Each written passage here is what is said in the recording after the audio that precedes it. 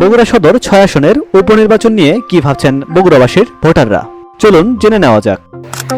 আমাদের চিন্তাধারা হলো একজন সৎ ভালো মানুষের ক্ষমতায় আসুক। আগামীকাল নির্বাচন আমরা নিরপেক্ষভাবে ভোট জানে দেওয়া যায় এবং কোনো গণ্ডগোল আমরা কোনো চাই না, হিংসা হিংসি চাই না। যার ভোট তাই দেবে, যাকে ইচ্ছে তাকে দেবে। এই সুষ্ঠু নির্বাচনে আমরা চাই।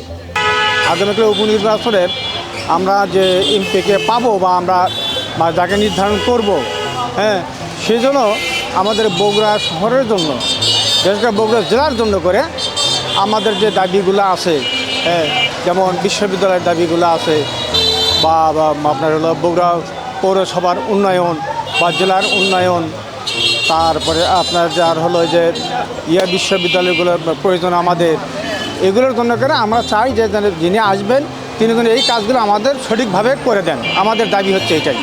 আমরা সুন্দর নির্বাচন চাচ্ছি, আমরা সুষ্ঠু নির্বাচন চাচ্ছি, যা আমাদের বগুড়া সদরের কাজ করবে আমরা তাকেই ভোট দেব, উন্নয়ন করবে তাকেও আমরা ভোট দেব।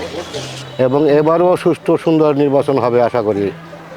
না, এখন পর্যন্ত যা আইনশৃঙ্খলা বাহিনীর যা অ্যাক্টিভিটি আমরা লক্ষ্য করছি তার সন্তোষজনক আছে এবং কোনো বিশৃঙ্খলা হওয়ার কোনো সম্ভাবনা নাই। আর সুন্দর পরিবেশ চাই আমরা তো ভোট দিতে যাবই, আমরা সুন্দর পরিবেশে ভোট দিতে চাই।